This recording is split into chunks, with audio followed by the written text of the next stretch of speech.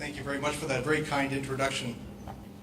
And I also want to thank the organizers for inviting me to be a part of this, this discussion. This is my first visit to India, and I must say that visiting this part of India at this time of year is a wonderful experience for a Canadian. It's a lot colder back home. It's a lovely day here, and this is like summer back home. I'm going to talk about Canadian ecosystems for innovation, which is a rather large and intimidating topic. So first of all, I'm going to talk about the Canadian ecosystem in order to give you a little bit of familiarity in case you're not familiar with Canadian universities and how they function. Okay, this one. Okay, thank you.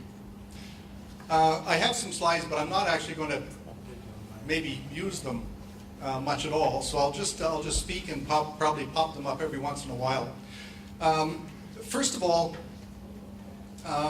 something that we all know is that Canada is a small country. When you live in a country, you don't think about that very often, but Canada is very small, 35 million people, which was kind of fit into a large city in this country. So it's a very small country. This is important when we talk about an ecosystem for innovation. Also, it's a federation. It's a federation of 10 provinces and 3 northern territories. And there's been a significant devolvement of responsibilities to the provinces.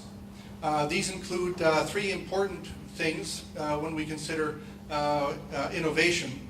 One is post-secondary education, which is entirely a provincial responsibility.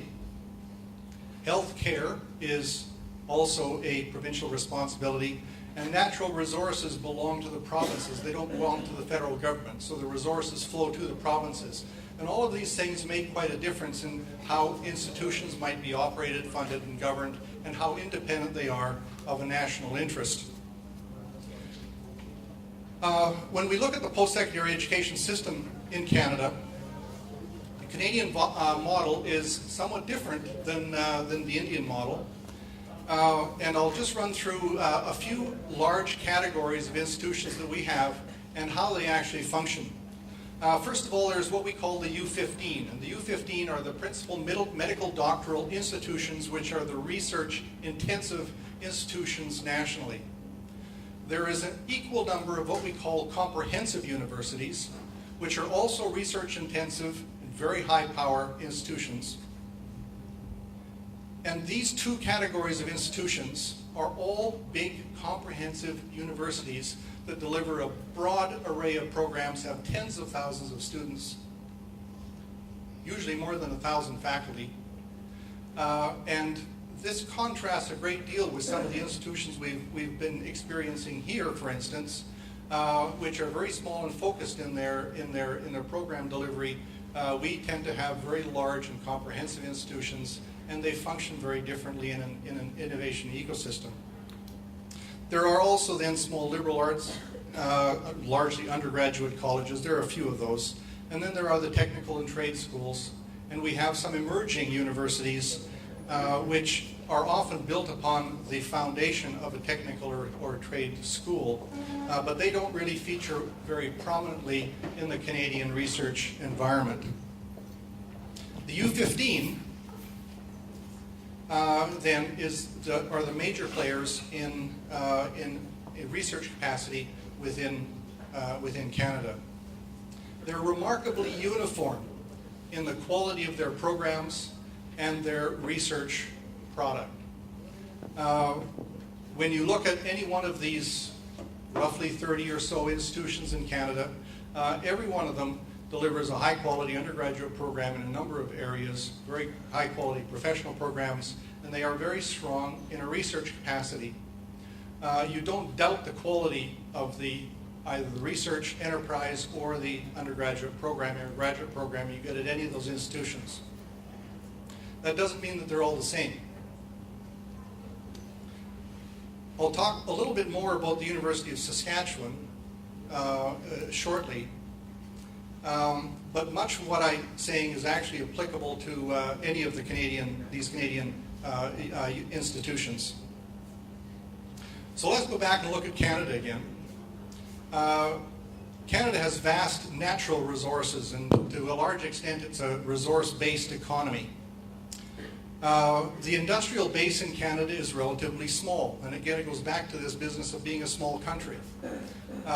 We have relatively few headquarters of the major international multinational corporations, and therefore there tends to be a rather small input into the innovation ecosystem by industry.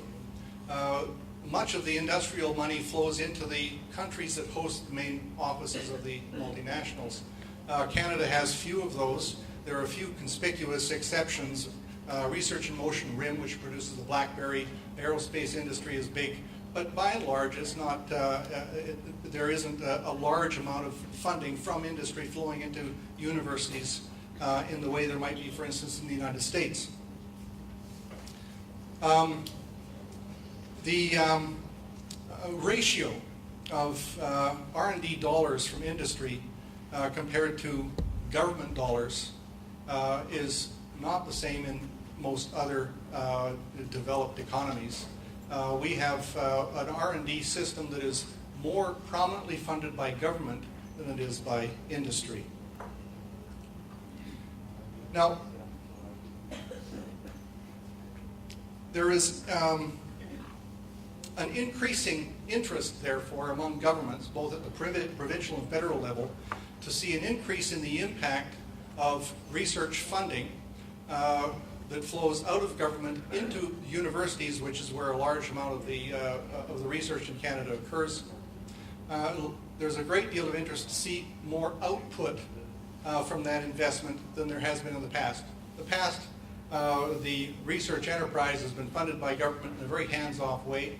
We're starting to see quite a transformation in Canada, much more interest in governments in funding activities that actually have a commercializable or a social benefit.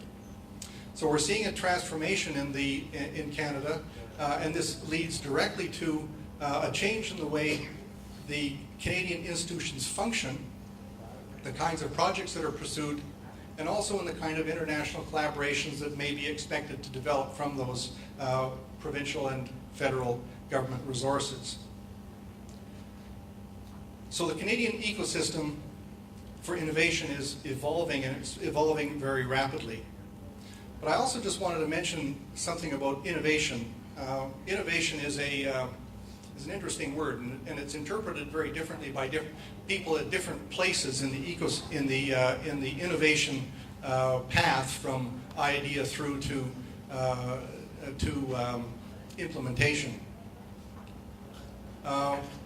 If you talk to a social scientist will focus on the far end of the road through innovation, and they will look at whether or not the idea is actually taken up when the technology is actually accepted. Whereas I think a lot of applied scientists, and certainly basic scientists, are more interested in developing the new technology, and they lose interest when it starts to enter down the road of commercialization. And if the public doesn't want it, it really doesn't matter. It was a great idea anyway. Governments are becoming much more interested in Canada in commercializable outcomes that are actually going to have a socioeconomic benefit. So we shouldn't lose track of that far end of the innovation path.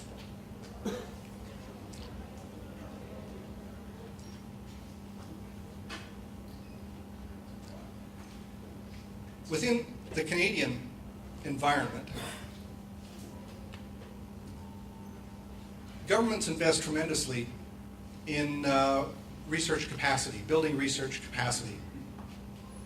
At both the federal and the provincial government, this has been accomplished to a significant extent in creating infrastructure that creates capacity within Canada.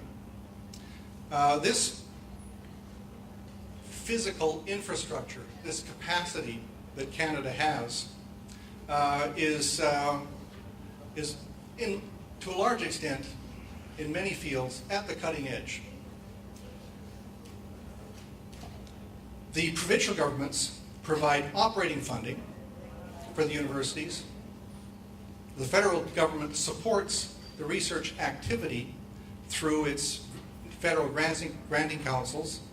Increasingly, there's an expectation that much of that money is matched by industry, and there is certainly there's a growing interest in partnering with other institutions internationally. And one of the things that we find in the Canadian context is we have created this marvelous infrastructure. We have very strong and highly regarded programs, both research and training programs that we deliver. What we don't have is full utilization of the capacity that we have created. And again, it goes back to this business of being a small country. My experience here in India is quite fascinating because here you are beginning to develop that kind of infrastructure capacity, but what you've got in spades, do you understand that term? In spades means an abundance of, you've got brain power.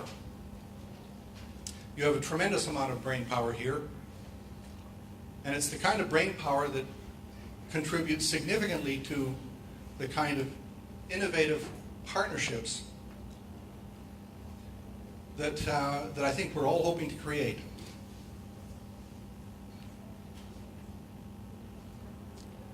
Within Canada, there's a great deal of leadership, and there's a wonderful infrastructure capacity.